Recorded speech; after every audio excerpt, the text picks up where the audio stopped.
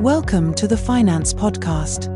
The topic of this episode, the contribution of ESG objectives to portfolio performance by Philippe Grégoire from Amindis.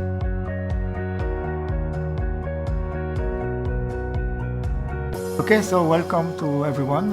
Today I'm going to try to talk about performance measurement, and especially performance measurement when you have some ESG strategy. So I don't know if you are, so are you familiar with performance measurement, or is it just brand new for you? Yeah, familiar. So let's take that into account. So the main idea here is that once you have an ESG strategy, you reduce your universe of investment, right? So it has an impact.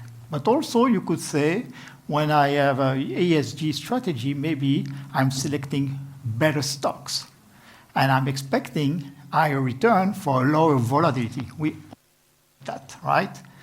Let's see. It's not about the result here. It's about the methodology. How could we handle, or could we calculate the impact of integrating an ESG strategy into portfolio management?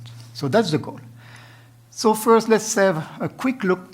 Sorry, changing. Yeah, I used to do that. Never. Okay, sorry about that.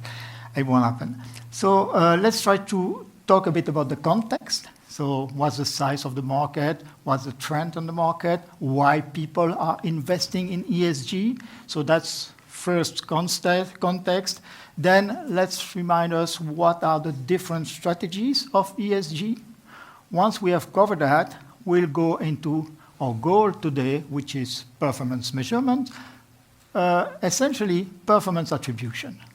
So I'll explain, if you're not familiar, I'll explain quickly that, and then what would be a solution. How could we make that work so that we could create a reporting? Because at the end of the day, we want also to communicate with our clients what is the impact of integrating this ESG strategy on the performance of the portfolio. When I'm talking about performance, most of the time, it's not absolute return, it's relative return, relative to a benchmark. So what's the market size? So what's the market size? So what we see, Europe is a very highly developed ESG market, which is not the case for the US. Even when we look at the trend in Europe, so it stops in 23, but when we look at the trend, Europe is growing and US decreasing. So I don't have this first quarter of 2024, but I don't know if the trend is still the same, but we see really a huge bias or whatever in Europe against US.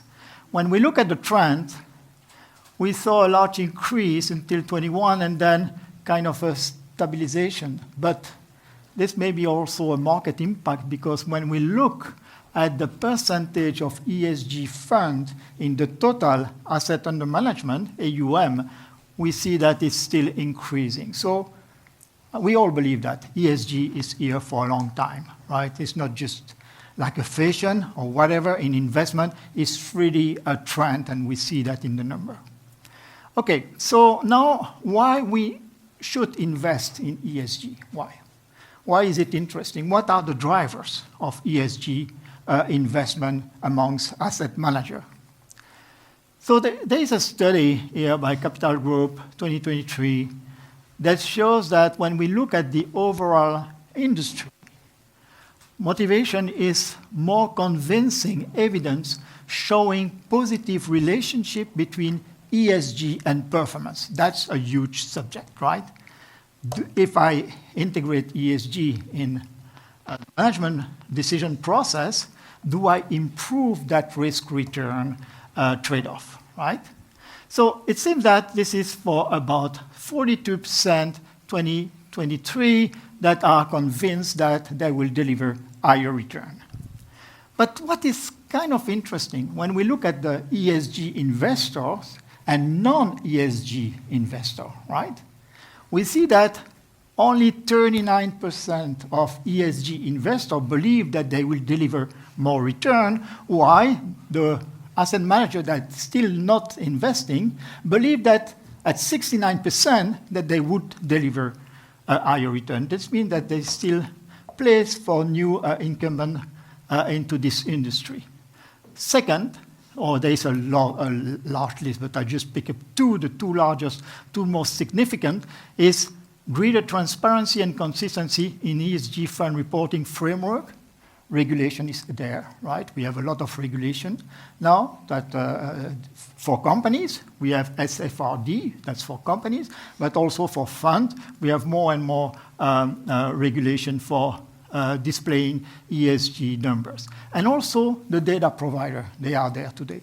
Still a lot of issue with scores or ESG percentile, right? Because of the criteria. Is it the G criteria that matters more? Is it the E criteria, which most of the time matters a lot? Is it the S? And given that methodology, you could have very, very different classification, right? So still a lot to do over there, but that's not, again, the purpose for this presentation is just about performance. We cannot talk about. But when we see that 43% of ESG users believe that this is a driver to invest, is that we have a regulation framework and we have data that are available. So that's key. And also we see the trend in 2022, 2023 is 40%.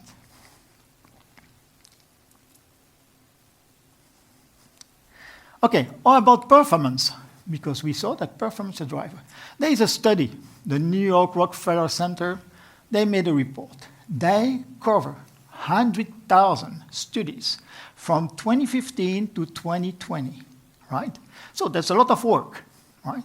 And they found that about 76% of the study that were long-term oriented, 76% of the study show a better return or neutral against non-ESG strategy. When we look at the short term, once again, the finding, right?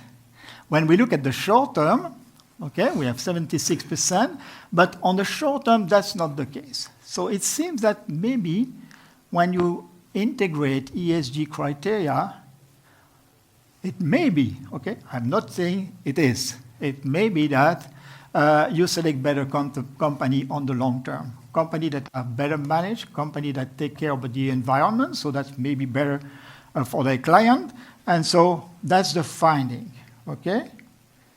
So it makes sense to see the industry that is growing, right? Makes sense also to answer this question. Do I deliver higher performance when I integrate ESG criteria into my portfolio? There is also other drivers. Okay, some studies shows that integrating ESG do not deliver a higher return, but the trade-off risk-return is better.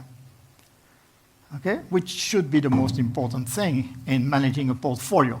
It's not all about return, as we all know, is the trade-off risk-return. Also, a driver is a driver from the stakeholder, and that will be key in performance measurement.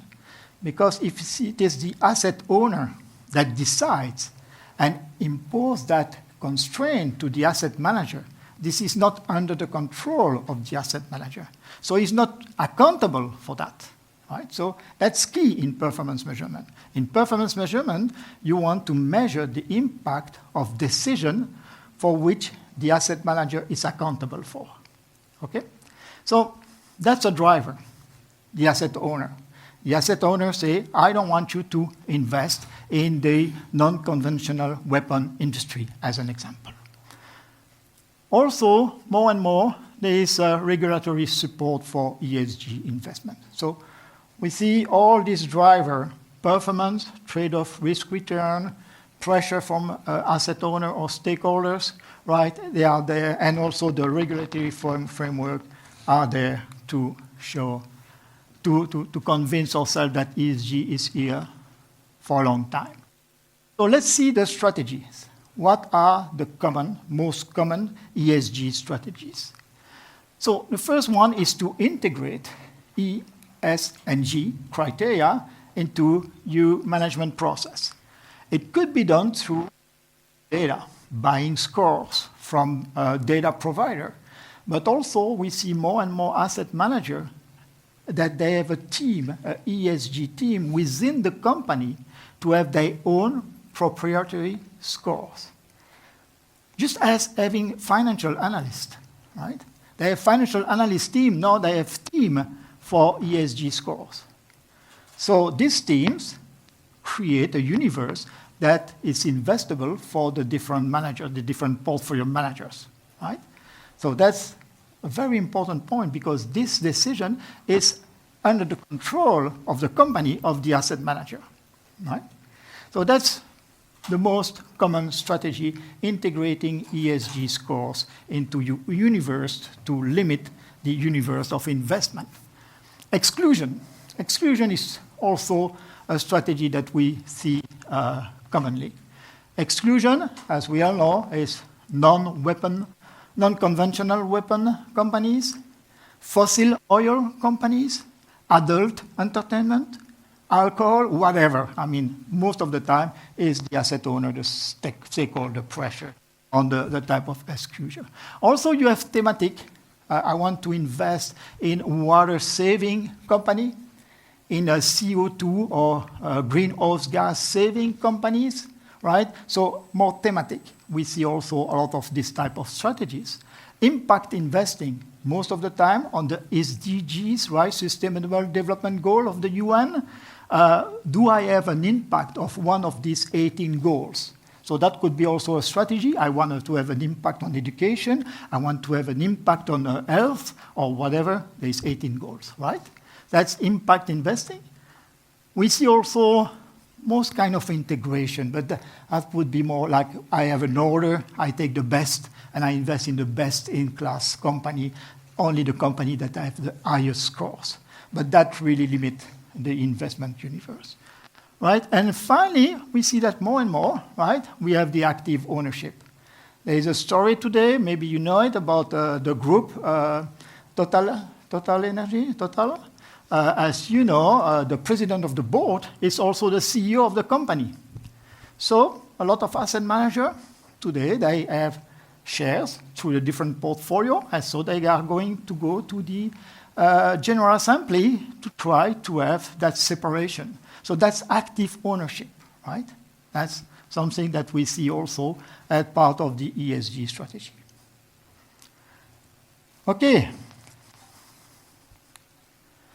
So when we look at exclusion, because I will focus on that also, sorry, I need to calibrate that. When we look at exclusion, right, we see that once again in Europe, about 61% of the asset manager that uses ESG strategy, about 61% are employing ESG exclusion. And the most common, controversial or forgot the name, non-conventional, right? Gambling, tobacco, alcohol, adult entertainment, thermal coal, etc., etc. Okay? So now that we have seen all the possible strategies, once again, sorry about that. Once we have seen this all different strategy, as I said, once again, it's a matter of limiting the investment universe. And from a theoretical point of view, if you put constraint, normally it should be suboptimal, right? You have less choice. And that could be also a problem. If you don't want to invest in the companies that are today involved in even conventional weapon, I mean, maybe you miss some return. I'm not saying you miss an opportunity, right? I say you miss some return. That's different, right? So that's why I'm saying it's just limiting the universe. So the universe is still large when we have integration, as I said. It's not like best in class. We still keep a large universe. Active ownership also, we still keep a large universe. More focus, there we see the exclusion. So we focus on different sectors, different industries, right? And we are concentrated, that's what I say, best in class. I limit the universe, right? Thematic, I limit the universe. Impact investing, I limit the universe. Okay? So I think that we can see the different strategies as strategies that are reducing the universe. And the question is, what will be the impact of this on the return that I deliver to my clients or to the asset owner? To measure it, I need most of the time an index, right? If I would like to measure the impact, I should look at a strategy that has no constraint on the universe, right? And then having the return on this restraint, on this limited universe. So I really need an index. But if I take an ESG index, it's already a limited universe, so it doesn't make sense. Okay, so for ESG strategies, I should use, sorry about if there is data provider in the room, but I should use a standard benchmark. There's enough index in the world. I mean, there's so many companies that are providing, stock market that are providing. But if we look at the theoretical point of view, I mean, if I want to measure the impact, I should look at an investment strategy in the entire universe and compare to that strategy in this limited universe, right? So the choice of the index will be key in performance measurement or in performance attribution.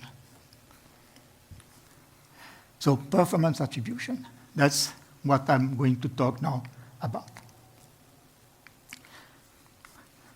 So what is the objective of performance attribution? So the objective of performance attribution is to measure the impact of active management decision. Right? What's an active management decision? Is limiting the universe. That's an active decision. Is to overweight one specific industry. The benchmark, as an example, let's say in one industry, let's say any industry, the banking sector, right? Banking industry or financial industry to be larger. In the benchmark, it is about 10%. I decide to go 15%, right? I deviate from my benchmark, from the index, so that's an active decision. Performance attribution, I want to measure the impact of overweighting that industry by 5%. What is the contribution of that active decision?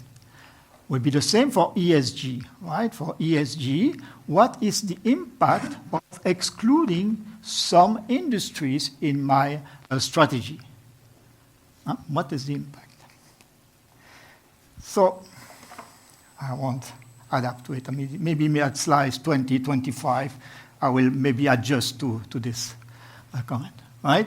So we need an optimal portfolio. If you're familiar to finance, okay, if you're familiar to the theory, Markowitz, maybe you're familiar with that or not familiar, but you heard about it, told us that the best investment solution, right, is first the asset allocation. That's the decision I need to take. How much, okay, the theory is very simple, but it doesn't matter. How much I put in the risk-free, okay, monetary account, how much I put on the market. That's the only decision that matters. In real life, it's not like theory, it's more complicated. So we have different asset class, high yield, government bonds, emerging market stocks, European stocks, whatever. Okay, we have a lot of asset class. And theory tells us also that for each asset class, I should invest proportionally to the market cap. So that's why most of the index are constructed based on the market cap. So that's supposed to be my optimal portfolio, what I call a benchmark. A benchmark is percentage, the asset allocation, percentage in different asset class, and for each asset class, I take an index, which has a criteria, most common criteria, that is the market cap, right? So that's the theory. And once you have done that, maybe you allocate to each portfolio managers a budget. This is your budget for European stock. This is your budget for high yield, right? And once you have that budget, maybe the asset manager could deviate from the index, and we want to measure that impact. That's what we call allocation effect. That's what we call selection effect. So we don't care about how to measure it. There is a good system. I'm from Amindis. There is an excellent system at Amindis, right? So the benchmark is what we call the passive strategy, right? And active is allocation decision, right? Or maybe more sophisticated, you can decide exposure to different systematic risk, right? Or within each benchmark, security selection, okay? So now let's move into the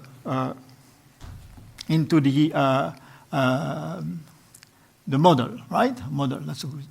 So most of the time, that's the asset owner. If it's a pension fund, he has liabilities. He has to pay pension over the time. An insurer also has some liabilities. Okay, so he has future cash flow that he needs to meet. It enters the construction of the portfolio. The company has a level of risk that is acceptable. It enters the construction and they expect a return, right? That's really most common. From that, they decide, as the theorists suppose, they have an asset allocation committee, have a board, they decide which budget will be allocated to every asset class, right? And asset class reflect the risk.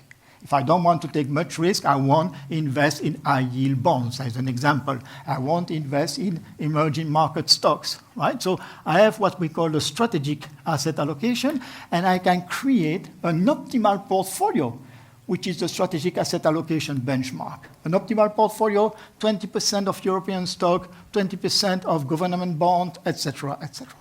Okay? That's what I call my strategic asset allocation.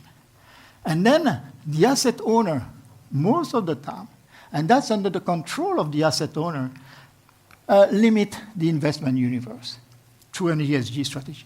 It says, okay, I don't want you to invest in, as I call it, the non-conventional weapon industry. I don't want you to invest in the alcohol industry, etc.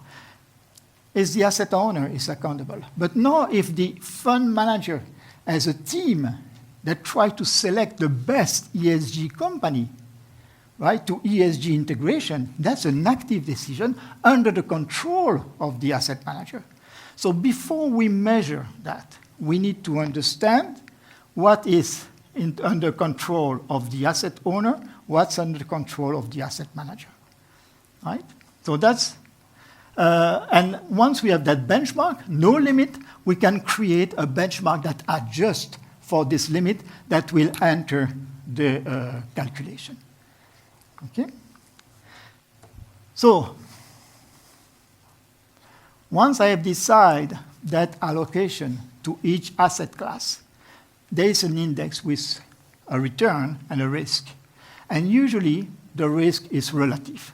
So, you receive a budget risk, right? The budget risk is measured by the tracking error, or the downside risk, whatever. I don't want to go, there is an entire list of criteria here, but most of the time, relative risk, which is a tracking error, you cannot deviate from your index. You have to reproduce the index, but I allow you to have some difference to try to deliver alpha, excess return, right? Or maybe I'm afraid about the downside risk, so I put criteria on the maximum loss, whatever. But I put some risk measures that are for the first. And once the risk measures are there, the asset manager can decide a different allocation from the optimal. Optimal was sent in European stocks. Okay, I am a manager, European. I read that in the newspaper this morning. We expect that European will go better than US. I say we expect. I don't even know what's going to happen, right? But let's say we expect. So I will overweight European stocks. I will underweight US stocks. Right? That will be my tactical asset allocation that deviate from the strategic asset allocation, right? And also I have conviction. I think that that stock will perform very well. So I want to overweight that stock. So I have conviction, and I go for stock picking, buying stocks different way than the index. And that's where I have active management contribution that is under the control of the asset manager. Performance measurement is most difficult thing is to understand the investment decision process, right? This is the first step that takes time. You have to understand what is the investment decision process and write it, and who is accountable for which decision. Once you have that, then you can select a model. There is a lot of models available, and I'm going to present today not in the model, not in the equation, but what we could do for ESG strategies or the impact of ESG integration. I propose an example, so not really model. I suppose that as an asset manager, I have a positive screening or integration, right? And also I have exclusion. So I will do first and then combine the two, right? So that's the two most common strategies that we had. Exclusion, and then for the remaining industries, I have a team that is trying to select the best ESG company. I need data, right? That's the first, before I measure, and that's key. Don't underestimate data quality, right? Data quality is key before we start. So we need data, we need index. I think that we could take, I really believe that we should take regular index and then adjust for ESG into the regular index. But as always in management, we have that trade-off, okay? I want to have something perfect, but it costs. So what's the trade-off between perfect model and the cost of that? And I want to present meaningful information. So that's my goal. My goal is not to have the best, the better thing. Doesn't matter. I have a budget I need to do under my budget, and given that, I need to deliver meaningful investor for the portfolio manager and for my client. That's all we are going to try to do. So the attribution number, when we measure what I have explained, the impact of ESG strategy, the impact of tactical asset allocation, the impact of conviction stock picking. When I want to measure all that, I want to have something that is simple, that everyone understands. Because if I need to my client, just saying that you are with your client, you explain what's the alpha, or you deliver return, and you need first 30 minutes to explain your model. He has to understand right away what you're talking about. So that's very important, but it has to be meaningful. Okay, it's not simplicity. Simple means you need to understand it right away. And you need to measure the contribution of each decision. So the importance of understanding the investment decision process, and also you need to reconcile. Means by that, let's say that your excess return is 2%. And you have a contribution, let's be positive always when we present, a positive contribution of ESG strategy, plus 1%. A positive contribution of tactical asset allocation, let's say plus 0.5%. So I already explained 1.5. And then I come with a positive conviction, stock picking, of 0.7%. Doesn't work. I mean, if you're the client, you say, okay, my excess return is 2%, and you're telling me that you're explaining 2.2%. So just forget. Just the people are not listening to you anymore. You said the model is wrong. So it has to reconcile. I mean, that's key. Seems simple, I agree, but otherwise you just talk not about what is important, the investment decision process. Okay, let's move into this example with some numbers. Sorry about that. This is my portfolio. I have some ESG score. They are as percentile here. That's the top 83. They are really in the top 83. Whatever the score, it could be a letter, A, B, C, etc. Right? That's the score, whatever the score. And when I take the benchmark without any constraint, that benchmark is invested in all the stocks here. You see, it's invested in all the stocks. But the team, the ESG team, ESG integration, right, says that you should not invest in that asset 20, not invest in that asset 23, right? Because ESG score is too low from my point of view. So that's what I say, I limit my investment universe.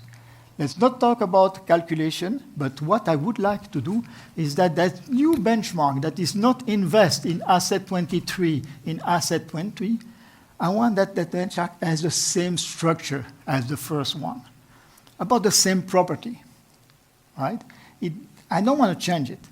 So a way to do that, right, is when I reduce, I don't want to change the relative weight. So when I look at the weight, I just put the non-investment here, that percentage, or all the other, by keeping the percentage constant, and also the ratio between each stocks constant also, so that I keep the same structure by reducing. That's the main idea. Once I did that, I have the new return of that benchmark adjusted to ESG strategy, which is 0.94%, always positive, while the overall benchmark is 0.76.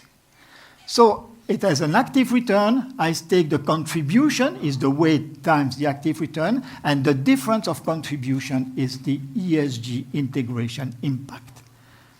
You understood? Right, that's good for me, because that means that I can explain that to a client, and it makes sense also because I have some argument to say I didn't change the structure of the benchmark. I keep the same systematic risk if I want to go a bit deeper, right?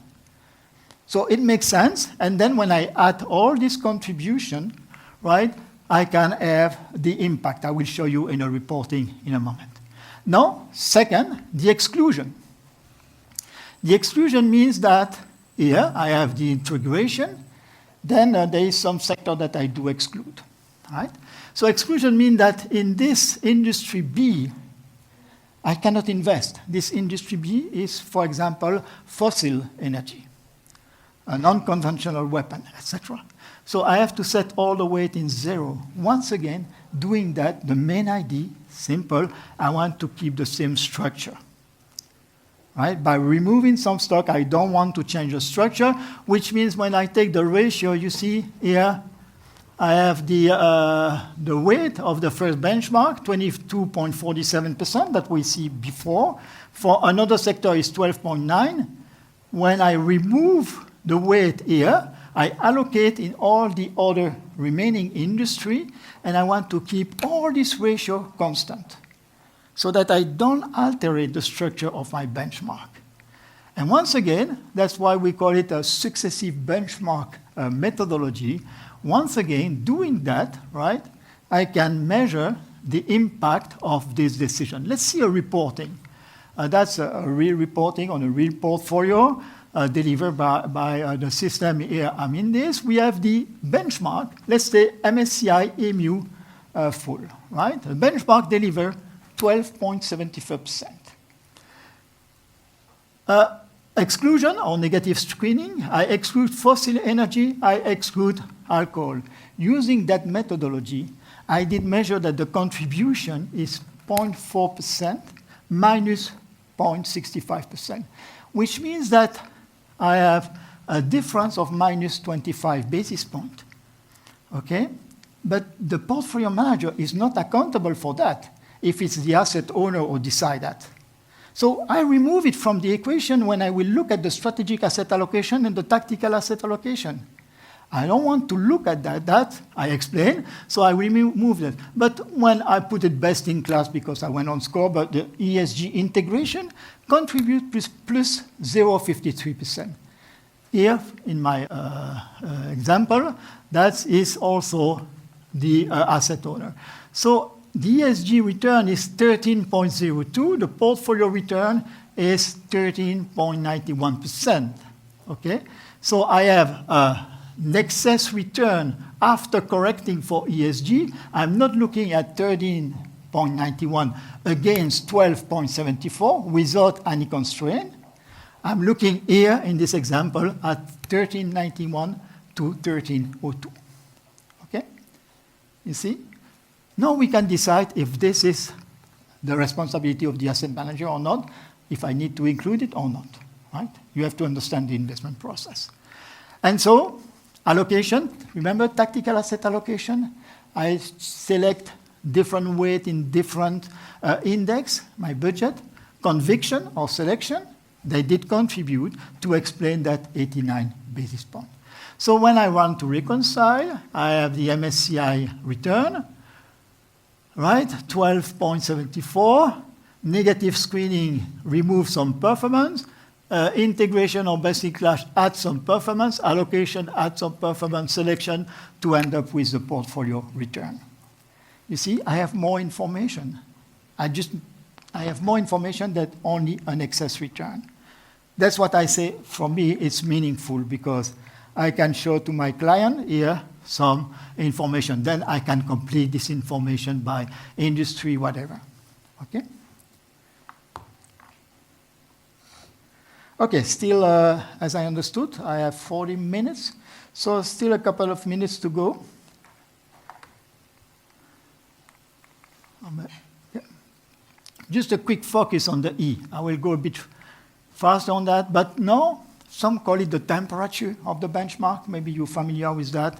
Means that what is the contribution to my portfolio to the Earth temperature? Or if you want here, what is the carbon footprint? That data is available today. Maybe not for all the scope. Scope 1, yes. Scope 2 is quite good. Scope 3, more difficult, right? But we have the carbon footprint today of every company. And also, thanks to the new regulation, company will have to disclose what they are doing to meet the goal of being neutral. Right? That's a new regulation of non-financial directive. Okay, that's kind of important. So I have the information. The idea for the portfolio manager is to reduce this carbon footprint. Right? That's the idea. What's the impact of return on that? Again, we can put a methodology in place. We see that investing in some stock by lowering the weight against the benchmark, always the same as carbon here saving. In green. I did save some carbon here by lowering my weight in Imerys, Enel, Saint-Gobain, Axel. Some other company, I did overweight, and there I have a negative contribution. What's the impact on return for that? That's my question. And that's the only side that maybe matter because the methodology here may be a bit more sophisticated.